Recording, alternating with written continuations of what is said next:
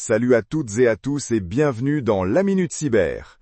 Aujourd'hui, on plonge tête la première dans un sujet qui fascine autant qu'il inquiète. L'intelligence artificielle.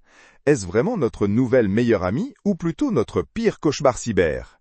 Pour démystifier tout ça, j'ai le plaisir d'accueillir Léa, notre experte en cybersécurité et en IA. Bonjour Jérémy, bonjour à tous les auditeurs, ravi d'être là pour cette discussion passionnante. Léa, l'IA est partout, elle est sur toutes les lèvres. Mais concrètement, comment façonne-t-elle le paysage de la cybersécurité? Pour le meilleur et pour le pire, comme on dit. Excellente question Jérémy. On peut dire que l'IA est une épée à double tranchant dans la cyber. D'un côté, elle donne des super pouvoirs aux cybercriminels et de l'autre, elle est devenue un bouclier absolument indispensable pour nous défendre. C'est vraiment une course à l'armement numérique où l'IA est à la fois l'arme et l'antidote. Une course à l'armement, c'est une image parlante. Commençons par le côté obscur de la force. Comment l'IA est-elle devenue une arme redoutable entre les mains des cybercriminels ? Absolument. Le plus spectaculaire, ce sont les deepfakes et les voix synthétiques. Imaginez une vidéo ultra réaliste d'un PDG donnant un ordre de virement urgent ou un appel téléphonique avec la voix de votre enfant vous suppliant d'envoyer de l'argent. L'IA permet de créer ces contenus avec une telle précision que l'œil et l'oreille humains peinent à distinguer le vrai du faux. C'est terrifiant pour l'usurpation d'identité, les arnaques au président ou l'ingénierie sociale avancée. On a même vu des cas où des deepfakes ont été utilisés lors de visioconférences pour simuler la présence d'une personne influente. C'est à glacer le sang. On pense souvent aux deepfakes dans le divertissement, mais là c'est une toute autre dimension. Et pour le phishing, qui est déjà un fléau, l'IA change la donne comment? Ah, le phishing, il passe à un niveau supérieur avec l'IA. Fini les emails truffés de fautes d'orthographe. L'IA, grâce au traitement du langage naturel, génère des messages sans faute de grammaire, parfaitement ciblés et contextuels. Elle peut analyser des tonnes de données publiques sur vous, votre poste, vos intérêts, vos contacts, pour créer un email qui semble absolument légitime. Cela rend la détection humaine quasi impossible, car le message s'intègre parfaitement à votre environnement professionnel ou personnel. On parle de spear phishing dopé à l'IA, où chaque hameçon est fait sur mesure. Waouh, donc si avant on pouvait se fier aux fautes pour repérer une arnaque, maintenant c'est terminé. Et concernant les logiciels malveillants, les malwares, l'IA les rend-elle plus intelligents? Exactement. L'IA aide à créer des logiciels malveillants adaptatifs. Ces malwares apprennent de leur environnement. Ils peuvent éviter la détection en modifiant leur signature en temps réel, contourner les défenses en identifiant les vulnérabilités les plus récentes, ou même s'adapter au système d'exploitation pour maximiser leurs dégâts. C'est comme un virus qui mute constamment pour échapper au vaccin. Ils sont beaucoup plus furtifs et persistants que les malwares traditionnels. C'est une menace qui évolue à une vitesse folle. Mais heureusement, l'IA n'est pas qu'une arme, c'est aussi un bouclier, n'est-ce pas? Comment nous protège-t-elle face à ces menaces de plus en plus sophistiquées? Tout à fait, et c'est là que le rôle de l'IA devient absolument crucial. Face à la quantité astronomique de données que génèrent nos systèmes, aucun humain ne pourrait suivre. L'IA, elle, excelle dans la détection d'anomalies en temps réel. Elle analyse des milliards de logs, de requêtes réseau, de comportements utilisateurs pour repérer des activités suspectes en une fraction de seconde.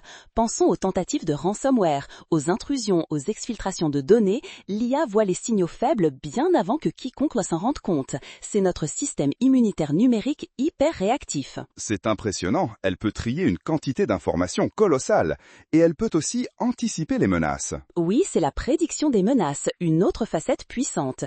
L'IA apprend des attaques passées, des modèles de comportement des cybercriminels, des nouvelles vulnérabilités découvertes. Elle utilise ses connaissances pour anticiper des futures attaques et renforcer nos défenses de manière proactive.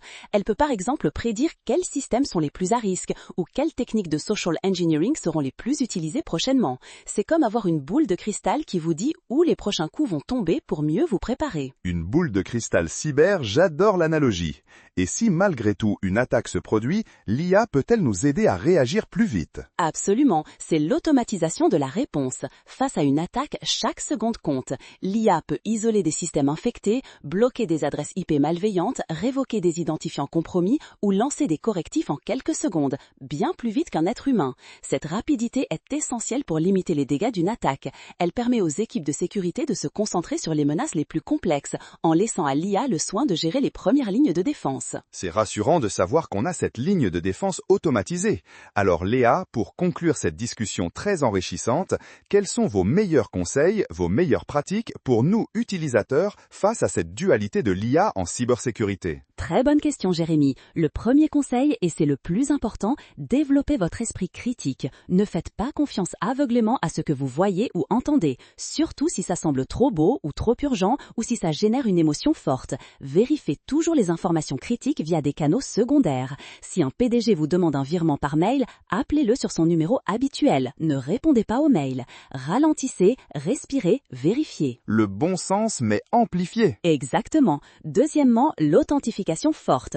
Continuez d'utiliser des mots de passe uniques et complexes pour chaque compte et surtout, activez l'authentification multifacteur MFA partout où c'est possible. Les applications d'authentification sur votre téléphone ou mieux encore, les clés physiques FIDO U2F sont bien plus résistantes aux attaques basées sur l'IA que les SMS par exemple. C'est votre meilleure protection contre le vol d'identifiants. La MFA, on le répétera jamais assez. Et enfin, les mises à jour régulières. Vos solutions de sécurité, antivirus, système d'exploitation, navigateur intègrent de plus en plus l'IA pour vous protéger des dernières menaces.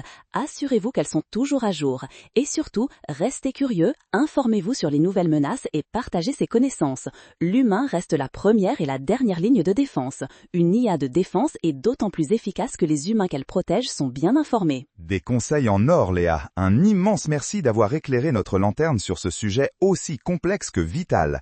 C'était passionnant. L'IA, votre nouvelle meilleure amie ou votre pire cauchemar cyber? La réponse est un peu des deux, mais avec les bonnes pratiques, on peut clairement faire pencher la balance du bon côté. Merci à vous, Jérémy, c'était un plaisir. N'oubliez pas, la vigilance est notre meilleur allié. Voilà, c'est tout pour cette édition de La Minute Cyber. On se retrouve demain pour un nouveau sujet brûlant de la cybersécurité. D'ici là, restez connectés, mais surtout, restez en sécurité. À très vite.